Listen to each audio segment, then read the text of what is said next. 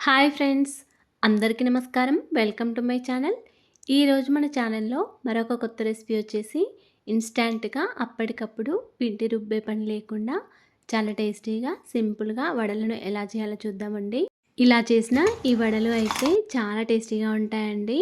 మనం నార్మల్గా మినపప్పుతో వడలను చేసుకుంటూ ఉంటాము. పప్పులు నానబెట్టడం రుబ్బడం లేకుండా చాలా ఈజీగా సింపుల్ ప్రాసెస్లో చేసుకోవచ్చు. ఈ అటుకులతో చేసిన వడలు అయితే పైన క్రిస్పీగా లోపల సాఫ్ట్గా చాలా టేస్టీగా ఉంటాయండి. మీరు కూడా ఇలా ఒకసారి ట్రై చేసి చూడండి. అలాగే ఫ్రెండ్స్, మా ఛానల్ని ఇంతవరకు సబ్స్క్రైబ్ చేసుకోకపోతే సబ్స్క్రైబ్ చేసుకోండి అండ్ లైక్ చేయండి, షేర్ చేయండి. ప్లీజ్ మా ఛానల్ని సపోర్ట్ చేయండి. మరెంతో టేస్టీగా చాలా సింపుల్గా చేసుకునే ఈ అటుకులతో వడలను ఇప్పుడు ఎలా చేయాలో చూసేద్దాం. ఈ వడలు చేయడానికి ముందుగా ఒక వెడల్పాటి గిన్నెను తీసుకోండి. ఇందులోకి ఒక 2 కప్పుల వరకు అటుకులను వేసుకోవాలి. ఈ అటుకులు వచ్చేసి లావుగా ఉన్న అటుకులను తీసుకోవాలండి. మనం పోహా చేసుకుంటాం కదా, ఆ అటుకులను తీసుకోవాలి. పేపర్ అటుకులు అయితే మనకి వడలు కరెక్ట్గా రావండి, అందుకే లావుగా ఉన్న అటుకులను తీసుకోవాలి. ఈ అటుకులను ఒక 2 కప్పుల వరకు తీసుకొని ఒక 2-3 సార్లు వాటర్తో కడుక్కోవాలి. ఇలా కడిగిన తర్వాత ఒక హాఫ్ కప్ వరకు వాటర్ తీసుకొని ఇలా వాటర్ పైన చిమ్మించుకోవాలండి. ఇలా కొన్ని వాటర్ వేసి ఇలా అదుముకొని పెట్టుకోవాలి. ఎందుకంటే మనం వేసిన వాటర్ వల్లే ఈ అటుకులు చక్కగా నానిపోతాయి. ఇలా వాటర్ వేసిన తర్వాత ఒక 10 మినిట్స్ వరకు మూత పెట్టుకొని ఉంచుకోండి. ఒక 10 మినిట్స్ తర్వాత మూత తీసేసి అటుకులను ఒకసారి ఇలా బాగా కలుపుకోండి. మీకేమైనా వాటర్ తక్కువగా అనిపిస్తే మళ్ళీ కొన్ని వాటర్ వేసుకొని ఒకసారి బాగా కలుపుకోవాలి. ఇలా కొద్దిగా గట్టిగా ఉంటే మిక్సీ జార్లోకి వేసుకోండి. నేనైతే మిక్సీ జార్లోకి వేసుకొని గ్రైండ్ చేసుకుంటున్నాను. మీరు కావాలనుకుంటే చేతితోనైనా స్మాష్ చేసుకోవచ్చండి. ఇలా అటుకులను మిక్సీ జార్లోకి వేసుకున్న తర్వాత దీనిలోకి ఒక హాఫ్ కప్ వరకు పెరుగును వేసుకోవాలి. పెరుగు వచ్చేసి కొద్దిగా పుల్లటి పెరుగునే వేసుకోండి. మనకి అప్పుడు వడలు టేస్టీగా ఉంటాయి. ఇలా మెత్తగా గ్రైండ్ చేసుకోండి. వీలైతే కొద్దిగా వేసుకొని మిక్సీ జార్లోకి మెత్తగా గ్రైండ్ చేసుకోండి. ఇలా గ్రైండ్ చేసుకున్న ఈ అటుకుల పేస్ట్ అంతా కూడా మళ్ళీ గిన్నెలోకి వేసుకొని మళ్ళీ ఒకసారి బాగా కలుపుకోవాలి. మీకు ఏమైనా గట్టిగా అనిపిస్తే మళ్ళీ కొన్ని వాటర్ వేసుకొని మొత్తం అంతా ఒకసారి కలుపుకోవాలి. పిండి కన్సిస్టెన్సీ అనేది ఈ విధంగా ఉండాలండి. ఇప్పుడు దీనిలోకి ఒక టీ స్పూన్ వరకు శనగపిండి, ఒక 3 టీ స్పూన్ల వరకు బియ్యపిండిని వేసుకోవాలి. 2 కప్పుల అటుకులకి ఒక హాఫ్ కప్ వరకు బియ్యపిండిని వేసుకోండి. ఒక టీ స్పూన్ వరకు శనగపిండిని వేసుకోండి. ఇలా శనగపిండి బియ్యపిండి వేసిన తర్వాత మొత్తం అంతా మళ్ళీ ఒకసారి బాగా కలుపుకోవాలి. ఇలా బియ్యపిండి వేయడం వలన వడలు అనేవి క్రిస్పీగా వస్తాయండి. మనం బియ్యపిండి వేసినప్పుడు పిండి ఏమైనా గట్టిగా అనిపిస్తే మళ్ళీ కొన్ని వాటర్ చిలకరించుకొని పిండిని మంచిగా కలుపుకోవాలి. ఇలా కలుపుకున్న పిండిని 10 మినిట్స్ వరకు పక్కకు పెట్టుకోండి. ఇప్పుడు ఈ వడల్లోకి చట్నీలు ఎలా చేయాలో చూద్దామండి. చట్నీ కోసం ఒక మిక్సీ జార్ తీసుకొని ఇందులోకి కొన్ని పల్లీలు, కొన్ని పుట్నాలు, కొన్ని కొబ్బరి ముక్కలు వేసుకోండి. పచ్చి కొబ్బరి ముక్కలు, కొన్ని పచ్చిమిర్చి, ఒక 4, 5 వెల్లుల్లి రెబ్బలు, కొద్దిగా జీలకర్ర వేసుకొని ఒకసారి గ్రైండ్ చేసుకోండి. ఇలా మెత్తగా గ్రైండ్ చేసుకున్న తర్వాత ఈ చట్నీని అంతా కూడా ఒక గిన్నెలోకి వేసుకోవాలి. మీకు చట్నీ కొద్దిగా లూజ్గా కావాలనుకుంటే మరికొన్ని వాటర్ వేసుకోవచ్చు అండి. ఇప్పుడు దీనిలోకి రుచికి సరిపడా సాల్ట్ వేసుకొని మొత్తం అంతా ఒకసారి కలుపుకోవాలి.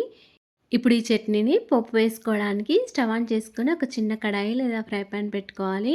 దీనిలో ఒక 3 టీ స్పూన్ల వరకు ఆయిల్ వేసుకొని ఆయిల్ వేడైన తర్వాత ఒక టీ స్పూన్ వరకు జీలకర్ర ఆవాలు, కొద్దిగా మినపప్పు, కొంచెం శనగపప్పు, ఒక 2 వరకు ఎండుమిర్చి, కొద్దిగా కరివేపాకు, కొంచెం ఇంగువ, కొద్దిగా పసుపు వేసుకొని ఫ్రై చేసుకోవాలి. ఇలా ఫ్రై చేసిన ఈ పోపునంతా కూడా చట్నీలోకి వేసుకోవాలి. చట్నీని మొత్తం ఒకసారి బాగా కలుపుకోవాలి. అంతేనండి, చట్నీ మనకి రెడీ అయిపోయింది. ఇప్పుడు మనం కలుపుకొని పెట్టుకున్న ఈ పిండిలోకి వేయించిన పల్లీలను వేసుకోవాలండి. వేయించి పొట్టు తీసిన పల్లీలు ఒక 2-3 టీ స్పూన్ల వరకు వేసుకోవాలి. ఇలా వేయించిన పల్లీలు వేయడం వల్ల మనకి వడలు తినేటప్పుడు పంటికి తగులుతూ చాలా టేస్టీగా అనిపిస్తాయండి. ఇప్పుడు దీనిలోకి ఒక పెద్ద సైజ్ ఆనియన్ని చిన్న ముక్కలుగా కట్ చేసుకొని వేసుకోవాలి. అలాగే కొద్దిగా పుదీనా తరుగు, కొంచెం కరివేపాకు తరుగు, ఒక 5-6 పచ్చిమిర్చి సన్నగా తరుక్కొని వేసుకోవాలి. అన్నీ కూడా సన్నగా తరుక్కొని వేసుకోవాలండి. పచ్చిమిర్చి, ఉల్లిపాయలు, కొత్తిమీర, కరివేపాకు, పుదీనా అయితే కొద్దిగా ఎక్కువగానే వేసుకోవచ్చు. అలాగే రుచికి సరిపడా సాల్ట్, కొద్దిగా వంట సోడా వేసి మొత్తం అంతా బాగా కలుపుకోవాలండి. పిండి ఒకవేళ మనకి గట్టిగా అనిపిస్తే కొద్దిగా వాటర్ వేసుకొని పిండిని కలుపుకోవచ్చు. పిండి ఒకవేళ కొద్దిగా లూజ్‌గా అనిపిస్తే కొంచెం బియ్యపిండినైనా వేసుకొని కలుపుకోవచ్చండి. ఇప్పుడు చేతికి కొద్దిగా ఇలా ఆయిల్‌ని అప్లై చేసుకొని పిండిలో నుంచి ఇలా చిన్న చిన్న ముద్దలుగా తీసుకోవాలి. మనకి వడలు ఏ సైజులో కావాలో ఆ సైజులో తీసుకోవాలండి. ఇలా తీసుకున్న ఈ పిండి ముద్దను అరచేతిలో పెట్టుకొని కొద్దిగా ప్రెస్ చేయండి. ఇలా ప్రెస్ చేసిన తర్వాత మధ్యలో హోల్ చేసుకోవాలి. కొనలకు క్రాక్స్ ఏమీ లేకుండా ఇలా చేతితో అదుముకోవాలి. ఇలా రౌండ్‌గా మధ్యలో హోల్ చేసుకొని ఒక ప్లేట్‌లోకి పెట్టుకోవాలండి. మిగతా పిండిని కూడా ఈ విధంగానే చేసుకోవాలి. పిండిని మొత్తం ఒకేసారి కాకుండా ఇలా కొన్ని కొన్ని వడలను చేసుకుంటూ ఫ్రై చేసుకోవచ్చండి.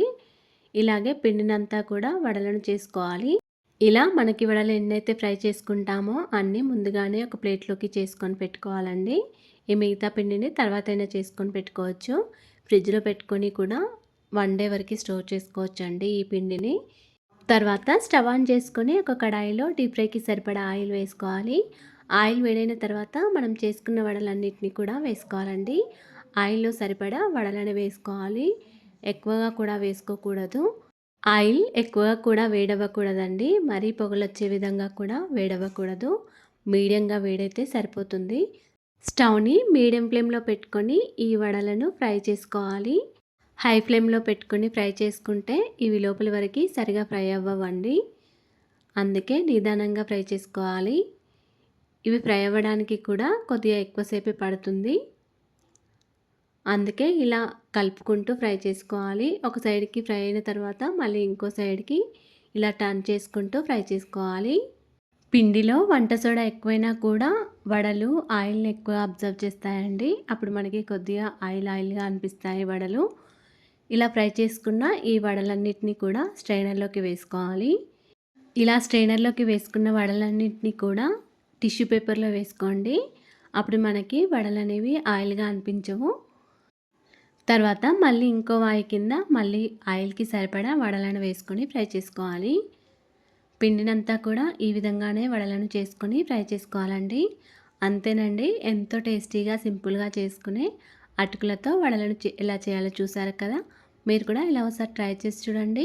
ఇలా చేసిన ఈ వడలైతే చాలా టేస్టీగా ఉన్నాయి. పైన క్రిస్పీగా లోపల సాఫ్ట్‌గా చాలా టేస్టీగా ఉన్నాయండి. అలాగే ఫ్రెండ్స్, మా ఛానల్‌ని ఇంతవరకు సబ్స్క్రైబ్ చేసుకోకపోతే సబ్స్క్రైబ్ చేసుకోండి. అండ్ లైక్ చేయండి, షేర్ చేయండి. ప్లీజ్ మా ఛానల్‌ని సపోర్ట్ చేయండి. Thanks for watching.